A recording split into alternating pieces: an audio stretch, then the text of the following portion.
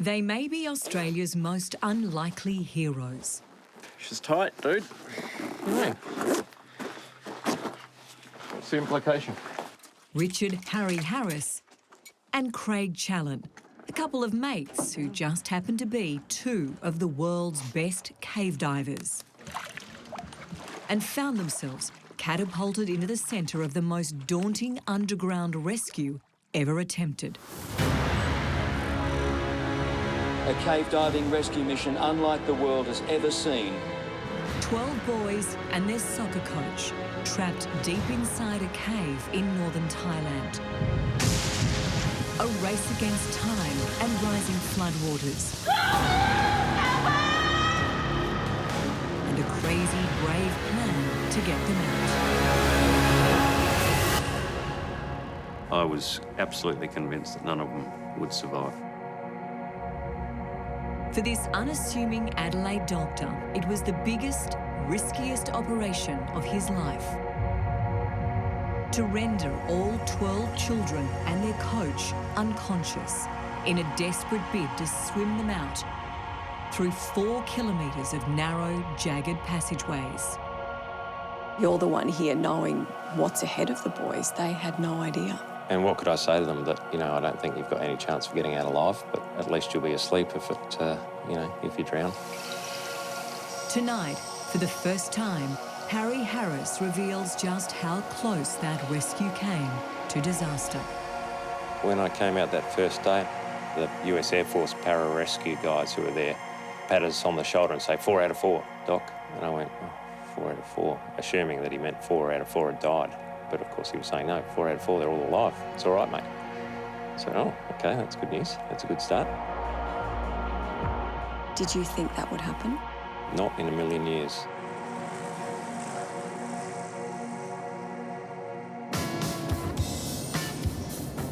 What do you think about the weather today, Harry? It's a bit weathery. But right now, that is all behind them. Mighty Collie River. It is the Collie River. It's all right. It's not looking so mighty. They haven't had much rain down here. Craig and Harry are off on their idea of a relaxing weekend, a dangerous cave dive, and plenty of good-natured ribbing. You don't dive by yourself, do you? Yeah, sometimes it's safer. Is it? I think, yeah. I feel like that when I'm diving with you. It'd be safer if you weren't there. These two have been diving together for nearly 20 years, along with a small bunch of cave diving mates who call themselves the Wet Mules. Why? We're always wet and we're good at carrying heavy things. And we're stupid and stubborn.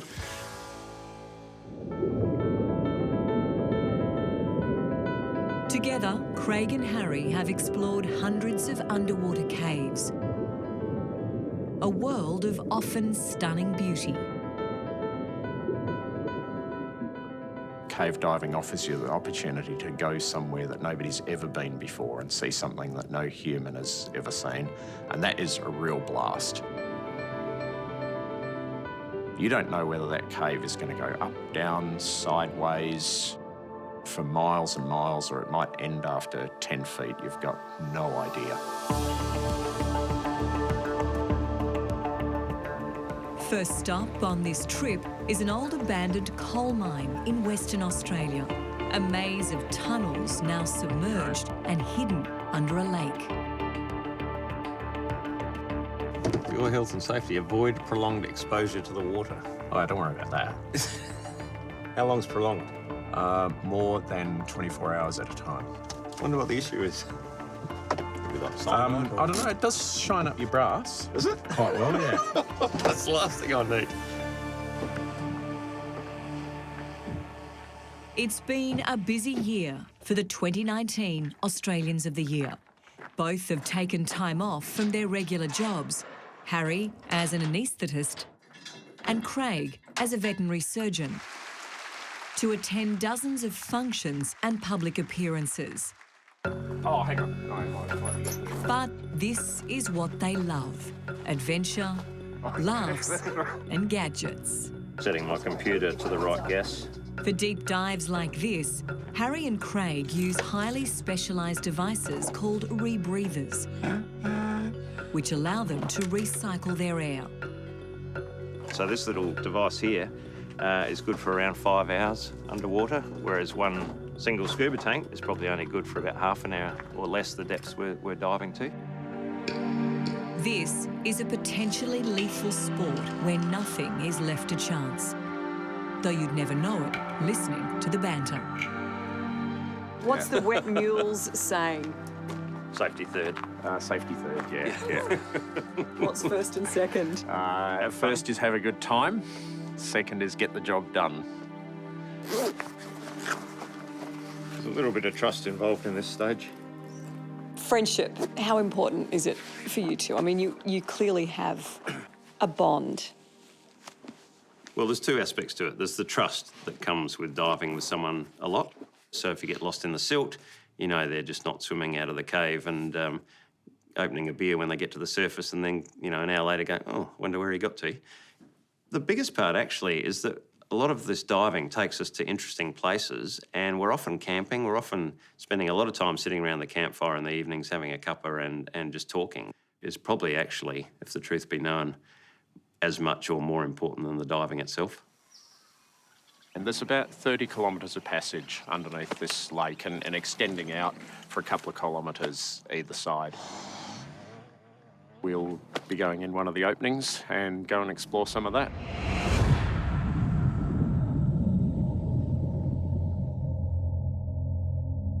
A century ago, before the valley was flooded, hundreds of miners worked deep below the surface digging out coal. Now, amazingly, Harry and Craig find the old entrance 30 metres down. A bit of a wriggle to get in. Huge explosions of coal dust and silt as you go through the entrance, and you pop into these absolute picturesque shafts. It's like a little time capsule. You can just imagine the men down there chipping away at the rock and, you know, putting up all the timber shoring and stuff. Except it's been sort of lost in time and you're just swimming through it. Sounds spooky. It is spooky. Yeah, it's good. I didn't think it was spooky. Come on, you're a bit scared. No. You're the tough one, hey? No fear. Have you ever been scared diving? Back in the early days, had a few moments when I was young and inexperienced, but, you know, with 22 years experience now, I think I've seen most of the things that can go wrong and obviously proven myself hard to kill. Panic is the thing that kills people underwater, whether the silt comes up or you're running short of air. To drown while you've still got a breathable air supply suggests to me that you've lost control of your emotions and you are unable to continue to problem solve. The wet mules know more than anyone that, for all its beauty and wonder, this is a dangerous and sometimes deadly pastime. 8 years ago, they lost one of their own. Agnes was an extraordinarily skilled diver, a very good friend of both of ours, but she was an adventurer through and through. Florida summer. It's 110 degrees and it's 6 p.m. It's time we got in the water. Agnes Milauka was 29, a marine archaeologist and a highly experienced cave diver who ran out of air after becoming disoriented during a long dive in South Australia's Tank Cave. It fell to Harry, one of Agnes's closest friends, to retrieve her body. She just was pushing a bit too hard. And she didn't die with gas in her tank. She was problem solving right till the end. It's the greatest tribute one cave diver can pay to another. Agnes didn't panic, even in her final moments. The gas she had with her was exhausted, so she was still working to solve that problem right to the last breath. What does that do to you guys, going through that experience? People that are adventurers, they love life as much, probably more than anybody else. But our personal challenge is in testing that a little bit. And you know that there can be accidents. And you accept in your heart of heart that that might happen.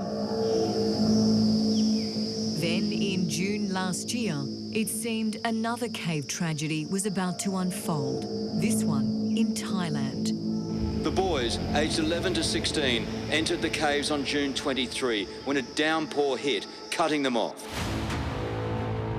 12 boys from the Wild Boars soccer team set out to explore the Tang Long Cave with their 25-year-old coach when a torrential downpour floods the passageways. As the search stretches into a week, rescuers fear the worst. But then... How many of you?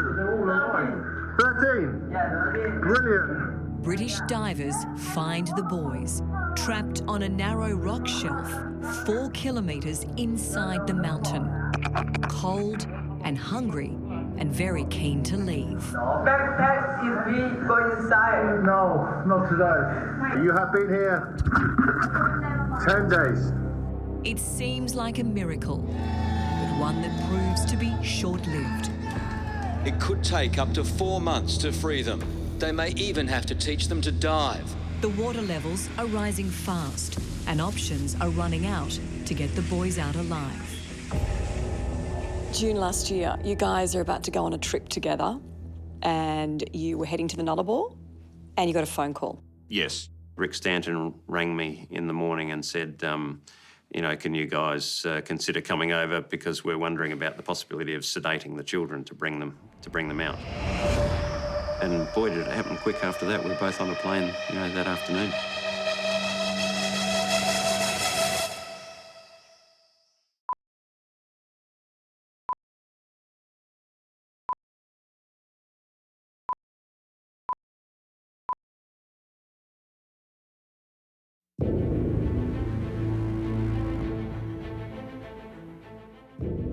Harry Harris is about to head to Thailand to help in the rescue effort for the lost soccer team. It's possible there isn't a single person on the planet more qualified to undertake the mission. A cave diving expert, a rescue specialist, and an experienced anaesthetist. But it's all about to come unstuck.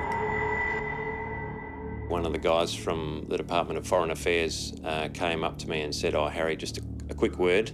And he said, "Look, in the interests of full disclosure, you should be aware that if one of these kids dies, you might well end up in the Thai judicial system." And he said that as the doctor who's masterminded this sedation plan, that I would be the one in the crosshairs if a problem arose. So. And Craig, you know, because of his poor choice of friends, would be also caught up in the same problem. There was a pretty clear picture in my mind of a jail in Bangkok waiting for me.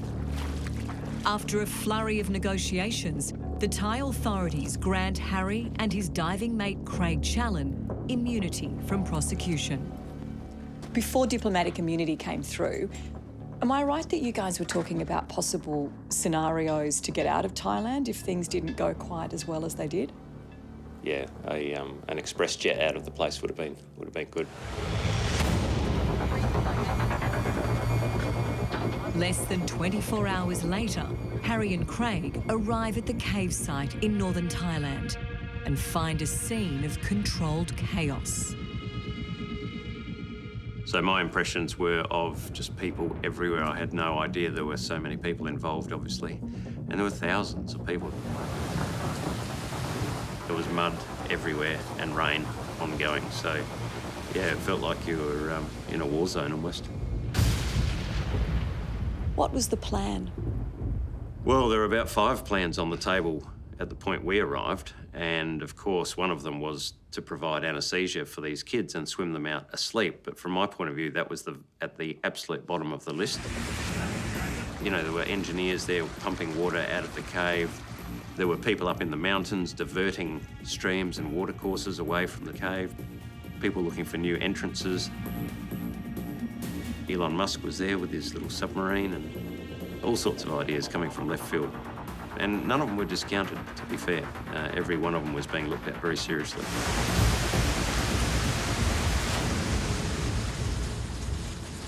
By now, 1 billion litres of water has been pumped out of the cave, That's the equivalent of 400 Olympic-sized swimming pools. But it's still not enough. There's talk of training the boys to scuba dive, but none can even swim.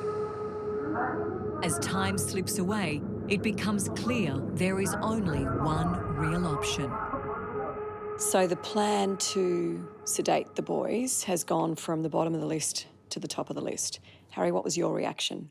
Once I had dived the cave myself, I could see that it would be impossible to dive the kids out in any other way except asleep because, you know, it was a pretty tricky cave. It was very tight, zero visibility a lot of the time, significant flow. And to ask a 11-year-old boy to just close his eyes, trust me, and come for a 3-hour swim through that environment, it's just not going to happen. He would panic in the first 10 minutes and would drown.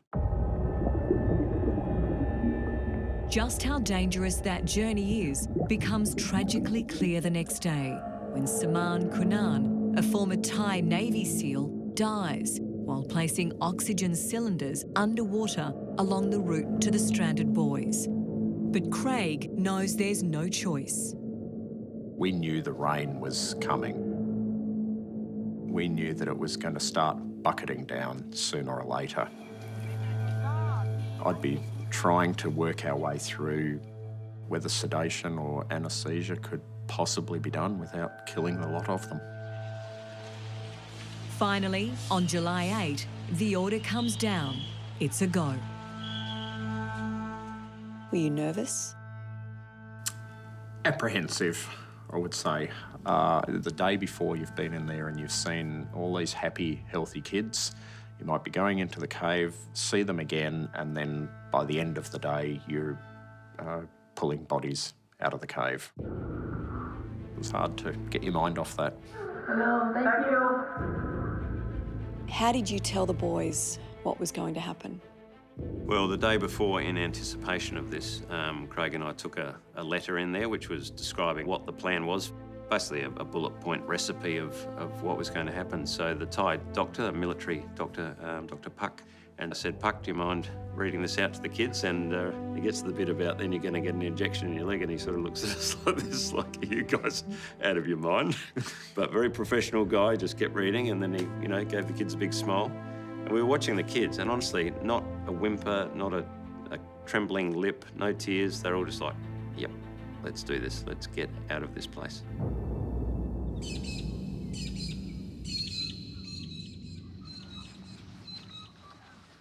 Wow.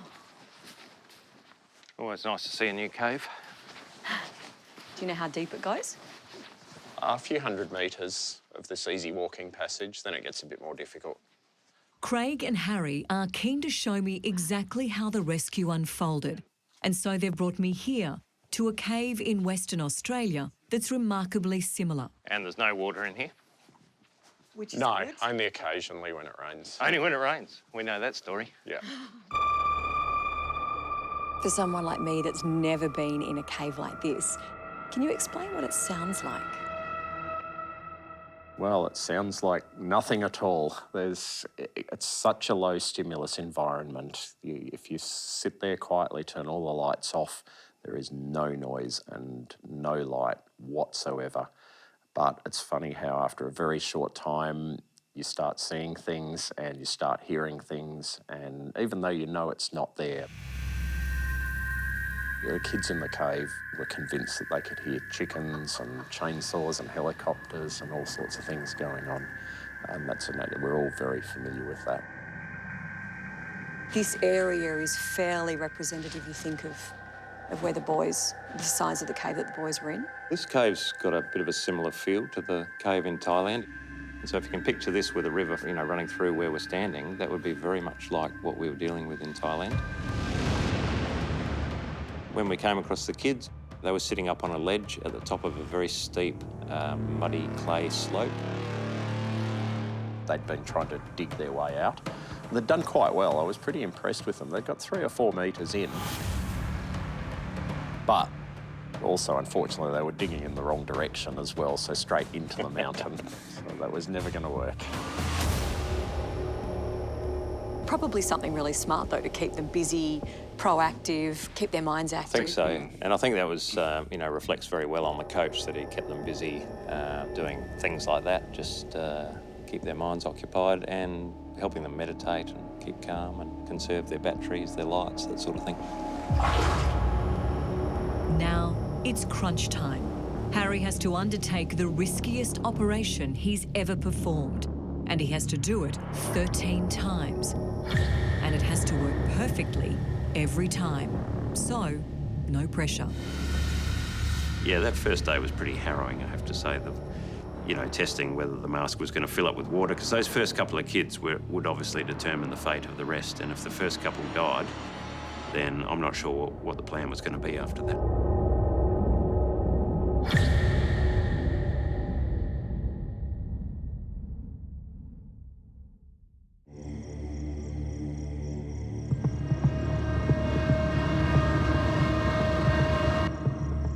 It's day 14 of the bid to rescue the 12 boys and their soccer coach trapped deep inside Thailand's Tan Luang Cave.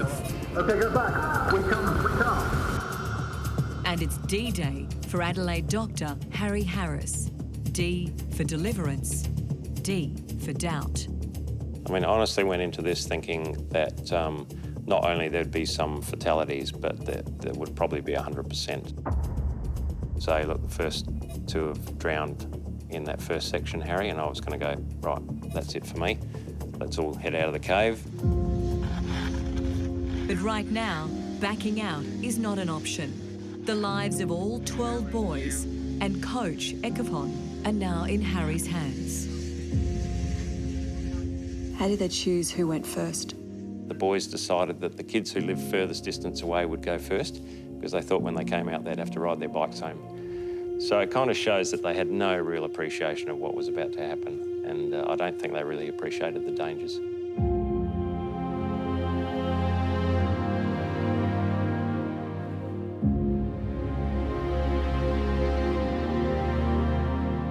And then just one boy at a time, dressed in their wetsuit, and down the hill they'd come to the Dr. Harry's little operating theatre. Hi, mate. I'm Harry. Just take me through the procedure in order to get them ready to rescue them out of the cave. So if this is the cave, and this is a pretty realistic, representation of it, I would sort of get myself into this position. The boy would come down, I'd get them sitting on my lap. Just lie back, mate. Just relax. Don't get you. You'll be all right. Good boy. Just talking to the child as if I was, the same as I do in the operating theatre with a kid who's having an anaesthetic for their tonsils. An injection in the leg. 2 different drugs, one atropine to dry their secretions so they didn't literally drown in their own mask from the saliva that they were producing, and then a second injection of ketamine, the anaesthetic drug, which we're using. That'd take about 5 minutes to work, and slowly the boy would get noddy and floppy and go off to sleep.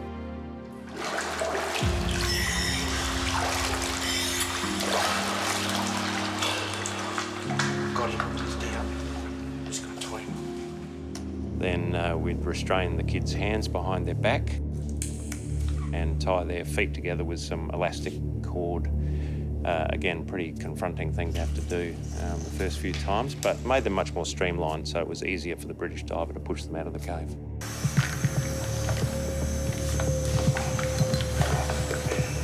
Then we'd have to put the full face mask on the child. We'd do a little test and immerse the child's face in the water, which I have to say was a pretty confronting thing to do the first few times that we did that. So you know that they're asleep, but you have to put their head underwater. Yeah, it's a big mental hurdle to get over, I have to say. I mean, I don't need to explain it to you to say that, what it feels like to push a child underwater when they're unconscious. It feels pretty wrong on every level. From here, British divers will attempt to swim the unconscious boys out of the cave. The cave is not like going down the inside of a pipe. It's very irregular. It twists and turns. There's stalactites and rocks sticking in. Craig is waiting in the next chamber, 300 metres away, for each boy to arrive. I was sitting there in the dark and just had my fingers on the guideline waiting for a little bit of movement. felt a little bit of a pull on the line, just like waiting for a fish. Then heard some bubbles and saw a bit of light, and then very quickly the first buoy, the diver, were right there.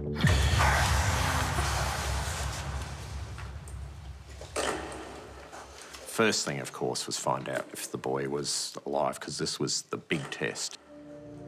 And we would have had to stop and think if we'd lost the very first one.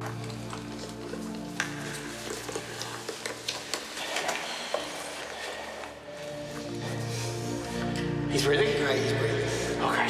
Everything was okay. All right, let's give him a top up and make sure he's still out. Every single child had a top-up of anaesthetic.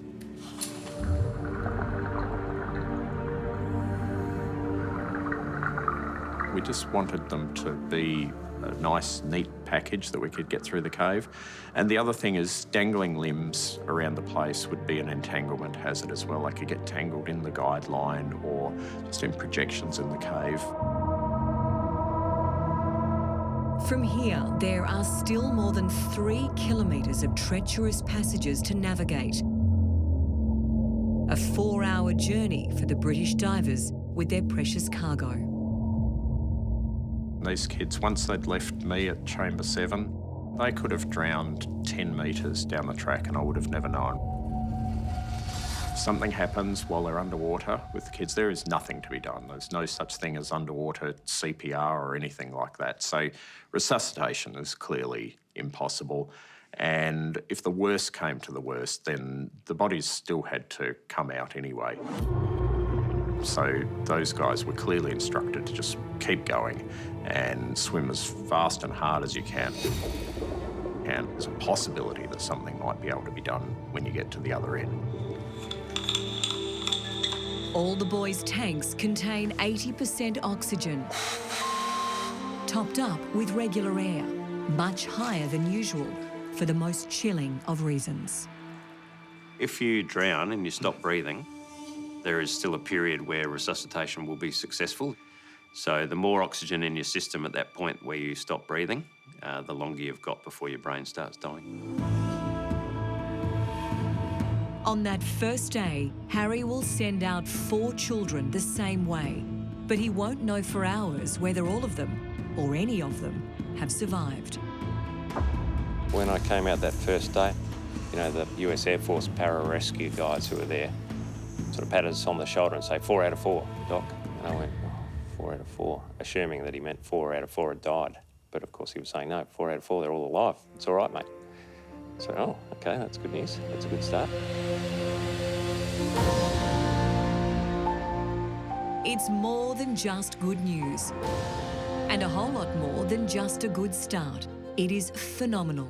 A first success beyond anyone's wildest dreams, and certainly beyond Harry's.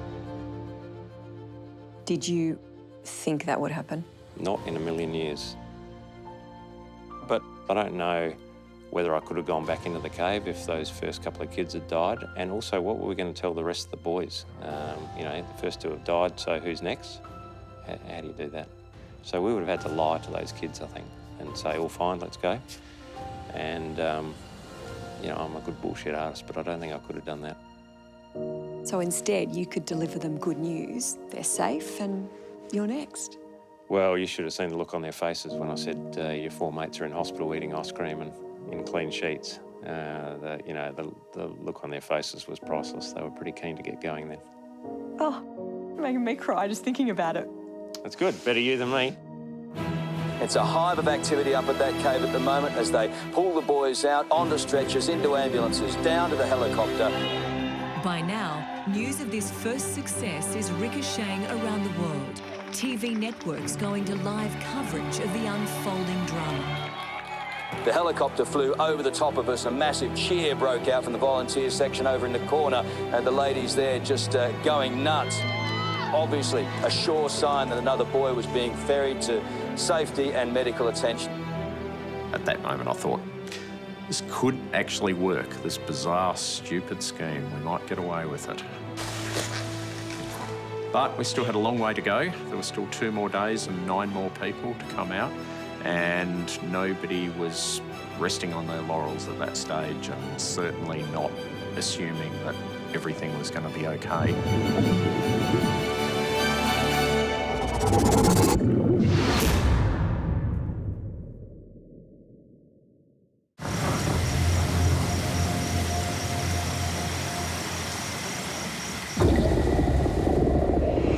It's day 2 of the rescue in Thailand's Tam Lung Cave. 4 boys have been brought out alive. 8 of their teammates and their coach are still trapped in the rising floodwaters. Now Australian divers Harry Harris and Craig Challen are back in the cave and wondering if their luck will hold. We're far from home. There is still grave risk to these boys. And I think it would have been even worse in a way having met with that success on the first day.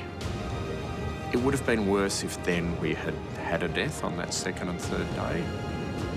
Over the course of a long day, Harry anaesthetises 4 more boys, and against all the odds, all emerge from the cave alive.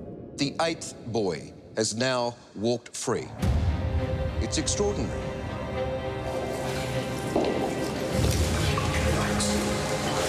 Finally, day 3 of the rescue. Harry anaesthetises the last 4 boys and their coach. All make it out. End of day 3. It's all done. All the boys are out. The coach is out. Everyone's made it. You've succeeded. Can you remember the atmosphere when you finally came out of the cave? Oh, definitely. I mean, even before we were out of the cave, somebody had smuggled a bottle of Jack Daniels into the cave, and so that was being passed around. And everybody was, I mean, happy is not even the word, you know, just elated at this stage that we've gotten away with it.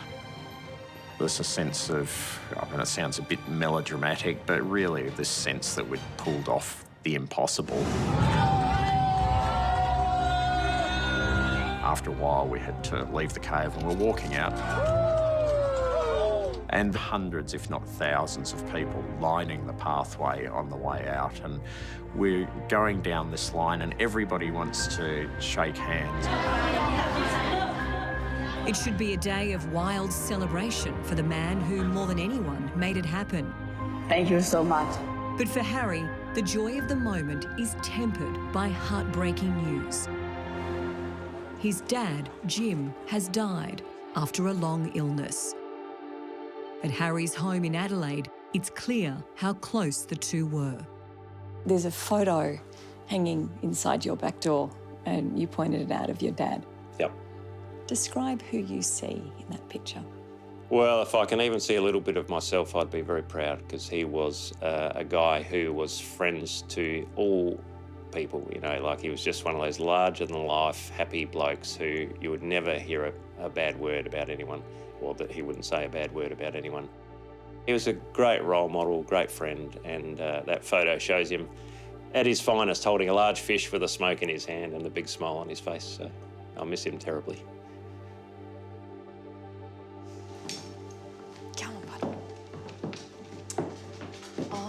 And there's another picture, which also takes pride of place in the Harris household. Wow. So when was this taken? I think this was taken when the boys went to the monastery after they came out of the cave, and they spent some time there to give thanks for all the people that saved them. Well, they're a fine-looking group of young men, and thanks to you, they're all alive. Yeah, well, thanks to us and 9,999 other people, yeah. Harry. But the truth is, like it or not, Harry and Craig have become the face of the rescue effort. In Thailand, Dr. Harry, we all of Thai people know his name by imprinted on our heart right now. And at home. Joint recipients, Craig Challen and Dr. Richard Harris. You named Australian of the Year. Wow. Did that sink in? What were they thinking? This is desperate times indeed if they end up with us as the best Australia's got to offer, isn't it? Not again. I was genuinely slightly horrified that we'd won. But what an extraordinary honour. And as I said to a kid at a high school one day who said to me, "Do you really think you deserve to be Australian of the Year?"